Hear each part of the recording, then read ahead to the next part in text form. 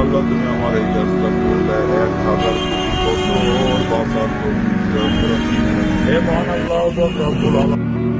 বাঁচতে চেয়েছিলেন অনেক বছর, মোনাজাতে হাত তুলে সৃষ্টিকর্তার কাছে প্রার্থনা করেছিলেন 1000 কোটি বছর বাঁচার হে মহান আল্লাহ রব্বুল আলামিন। যত বালা মুসিবত আপনি আমাদের আল্লাহ আজকের এই যে দোকানটায় বলছি এই দোকানদার অত্যন্ত ভালো মানুষ ছিল, আপনার দিনের কাজ করতে আল্লাহ তো পরের কারণ আর ভাইয়া এই মানুষ ওখানে একটা কোরআনের মাদ্রাসা করছে, এই মাদ্রাসার উপরে যাইয়া আল্লাহ তোমার অলৌকিক মৃত্যু গুলা ওই জান্নাতবাসীর জন্য হয়ে যায়। আল্লাহ আমি সহ্য করতে পারি না।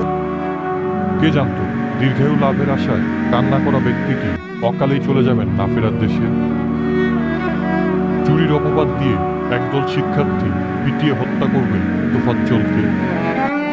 18 সেপ্টেম্বর বুধবার রাতে ঢাকা বিশ্ববিদ্যালয় ফজলুল হক মুসলিম হলে গেস্ট রুমে আটকে রেখে কয়েক ঘন্টা ধরে দফায় দফায় মার ধরে তোফাজ্জল নামে ওই ব্যক্তির মৃত্যু হয়।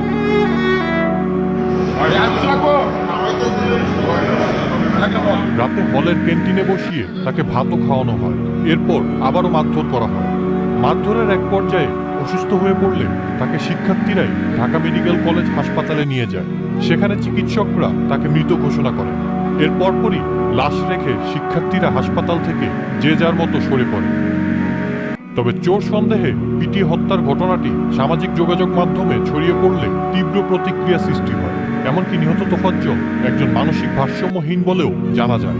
বিশ্ববিদ্যালয় কেন্দ্রিক ফেসবুক গ্রুপ ও নিজেদের ব্যক্তিগত প্রোফাইলে দেওয়া বিভিন্ন পোস্টে শিক্ষার্থীদের অনেকেই বিচার বহির্ভূত এই হত্যাকাণ্ডের বিচার ও দোষী ব্যক্তিদের দৃষ্টান্তমূলক শাস্তি দাবি করে। নিহত তোফাজ্জলের গ্রামের বাড়ি বরগুনা জেলার পাথরঘাটার কাঁঠালতলী গ্রাম। তার বাবা আব্দুর রহমান মোটরসাইকেল দুর্ঘটনায় মারা যান।